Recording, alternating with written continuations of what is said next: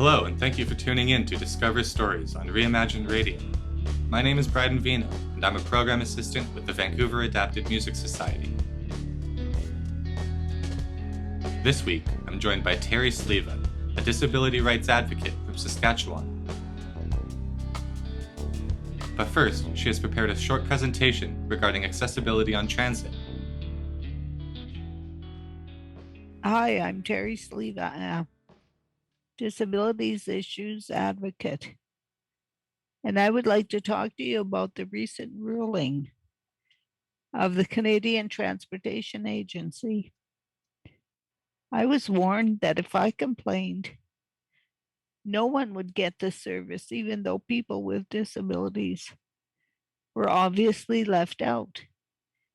But just as though we didn't count, as usual, a private operator is providing for-profit service. Since STC closed, STC was the Canadian or Saskatchewan Transportation Company. None of us have adequate service now. So what did I have to lose?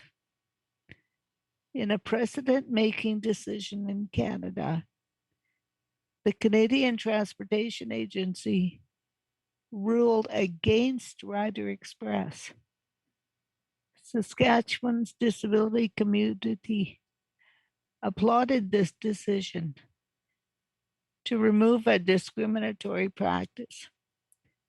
The Sask Party had promised that the private sector would fill the void left by the loss of the Saskatchewan Transportation Company. Pardon me. A small number of companies tried to take over a few of the most profitable runs, but most gave up after a short time. Then even Greyhound closed in Western Canada. Again, the one privately owned company, a Rider Express, has been successful, running between Western cities. It operates on a lowest cost model and did not have wheelchair accessible buses. Under both the Saskatchewan and Canadian human rights codes, however, persons with disabilities have the right to access mobility services available to the general public, unless it does create undue hardship to the provider. Knowing this, I filed a complaint in November 2018 with the Saskatchewan Human Rights Commission. But because Rider Express operates in Western Canada, I was referred to the Canadian Human Rights Commission, who then referred me to the Canadian Transportation Agency. I received their decision in April 2021, indicating they ruled in my favor. The CTA directed Rider Express that it must meet its obligation to provide accessible services to persons with disabilities. So the agency orders the respondent to provide bus services that are wheelchair accessible. It now has one or two buses since the ruling for the Calgary-Vancouver run. Austerity cuts impact the vulnerable so that the privileged can have lower taxes. People with disabilities were left without mobility for social interactions, attending medical appointments, and a myriad of other things that contribute to our quality of life. This is not a competition between the abled versus the disabled. Let's remember that Saskatchewan's motto is from many people's strength. People with disabilities are people first, and that should never be forgotten. A quote popularly, although perhaps erroneously attributed to Ralph Waldo Emerson, advises: the purpose of life is not to simply be happy, it is to be useful, to be honorable, to be compassionate, to have it make some difference, that you have lived and lived well. Thank you. Thank you, Terry. That was fantastic. I I'm very impressed with how you were able to, um, make that complaint and rise to the occasion and actually make the change. And it ended up being bigger than you originally intended. Oh, the problem, the things that the CTA had actually, every 2.5 hours you have to stop at a wheelchair accessible washroom. The rules, you have to have a wheelchair accessible washroom on the bus. There are more things that I would have even, yikes, scared me when I read. Once you get into it, but Mhm. it was through perseverance that they ended up ruling in your favor, and yeah, and the change was made. So do you remember kind of your first um, standout moment, or your first time where you faced a challenge with accessibility? Um, yes, I do. Yeah. I attended a Saskatchewan Human Rights Commission workshop in Regina that dealt with people with disabilities. So I spent an entire day at the hotel. And when I went to leave, someone was parked in the where the curb cut was. So I couldn't get off the sidewalk out of the hotel. So I sat there and I waited. It was the chief commissioner of the Saskatchewan Human Rights Commission. No way. Boy, did he hear a word, because I had Yeah, to sit and wait for a half hour. that's no, for sure. That's something we've been talking a lot about in the foundation here in BC. Is just parking in general, and you know the misrepresentation of the amount of people who actually need these spots, or need there to be, the open space on the curb to be able to get up. And um, I think the actual amount of spots that are closer to the entrance are not to the amount that actually are needed, Right. right? So um, there's quite a few of these things happening in public spaces where there are, inaccessible Mhm. spots. Do you happen to think of any other kind of public areas that struggle with accessibility? Oh, definitely, like parking spots, Mm-hmm. designated parking spots. Oh, well, I'll just be a minute. I can use it. Yeah. Wrong. Yeah. Or washrooms that aren't accessible. Or I should say are accessible, but someone, since there's a little more space in it, everybody thinks it's meant for them. Yeah. So you sit and wait. Like there's 10 washrooms, but the one accessible one is used. Yeah.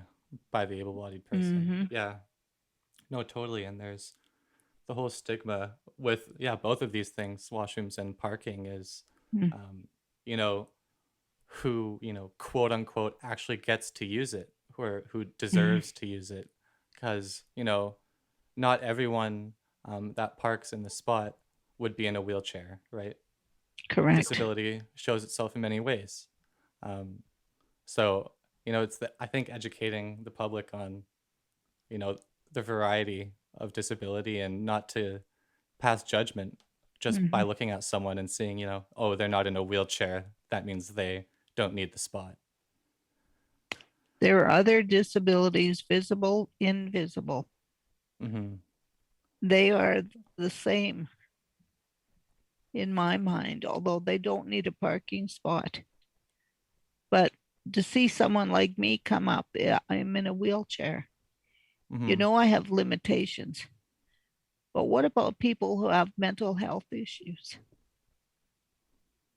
How do Mm-hmm. you know that it wasn't hell for the person to actually go out in public? Mm-hmm. The difficulty encountered is significant, True. and community does not address that. Yeah. Or seem to empathize with it quite yet, Mm-hmm. which is unfortunate. Yeah. Um, Maybe you could tell us, through your advocacy, Mm-hmm. what's something you've learned from people in this community? Well, I learned that, uh, let's see, they could be blissfully ignorant or maliciously intent Mm-hmm. in their behavior. There are more that are blissfully ignorant. You can't really condemn them for having no. Oh, I never thought of that. Mm-hmm. I remember when I used to work for the phone company, and I have MS. Mm-hmm. So I sat down about the year 2000, and I wanted to continue working from home. Well, no one thought of that. No one wanted that. Right. The union turned on me. Well, you collect your disability, be happy, disappear into the woodwork. In other words, Wow. but I says, no, I want to keep working. Yeah, have purpose and And I yeah. ended up kind of getting the union out of the way. I convinced management, Mm-hmm. and they hooked me up from home. So I was one of the first people that actually did it for the phone company. You were 20 years ahead of the curve on that Is one. that what you call it? Well, think of last year where everyone had to start working from home. So Uh-huh. yeah, yeah, you beat us to it. Oh, well, it was a Yeah. fight. Oh, Yeah, man. it must have been. But like everything though, in making the change, it's unfortunate, but it needs that person behind it, driving it, powering it. Even if it comes off as, stressful or um, you know, Mhm. that's the only way to get, what we want, right? For sure. Um, so yeah, you kind of said how the blissfully ignorant um, crowd is definitely the bigger crowd. Mm. Um, how do you think we can integrate a better understanding of accessibility into our day-to-day lives, like Well, regardless of ability, right? For yeah, the people that don't think of things. yeah. Well, it's just simple. I'm in a wheelchair. I'm sitting looking up the stairs. Does that Hmm. provoke guilt? Right. You know, it's doing things like that, like it's winter snow. I used to have meetings at the Union Center. The ramp was never cleaned. Wow. So I would sit there. And then they even didn't know how to use the lift inside. Really. I actually would have meetings in the parking lot. Oh my Yeah, gosh. why not? Yeah. That's crazy. Yeah, I um push the envelope as little more as you can. yeah, but yeah, you made a good point though. If you're in the wheelchair and you're looking up the stairs, and um if someone can't, you know put themselves in your shoes and think of what that feels like, then that should provoke some form of guilt, like you said, Mm, and wanting to help, right? um for sure. or and if it's not even, physically helping in the moment, it's that attitude and that awareness of it. Mhm. Um, being able to recognize this when you're out in public. And, when I started working with the foundation, um, there were so many things that I wouldn't think of. But now every day when I'm outside, I see something and think, oh, that could be different. Oh, that could be different too. And Good for you, Bryden.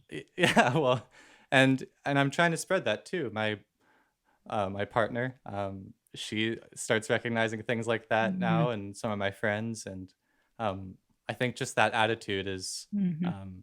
is worth spreading, and someone like you to really kick it off and um, be one of the first to a lot of these issues is um, amazing, and you know, we all thank you so much for doing everything that you've done. No, I don't. I used to be so shy, you'd look at me, I'd cry. Wow, wow! But now here you are. And I was such an introvert. Hmm. No, it's But you. it's I believe in God's path. We do what we have Hmm. to cope with society is or not cope, but to live in our society. Hmm. I have an acquaintance who said to me once, people say he's in a wheelchair. Hmm. My friends say to me, you're not disabled. You just can't walk. Isn't that the Yeah, way life should be? yeah, Get rid of that stigma. That's the yeah, big one. yeah. It's true. It's too bad the word disability comes with that stigma, and Mm-hmm. already that kind of meaning from the old days of when things weren't as accepted.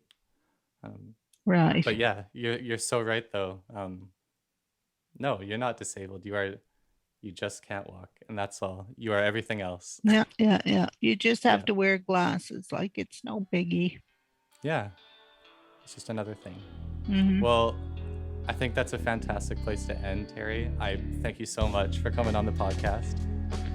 Thank you, Brian, for asking me. I really feel like I enjoyed being here.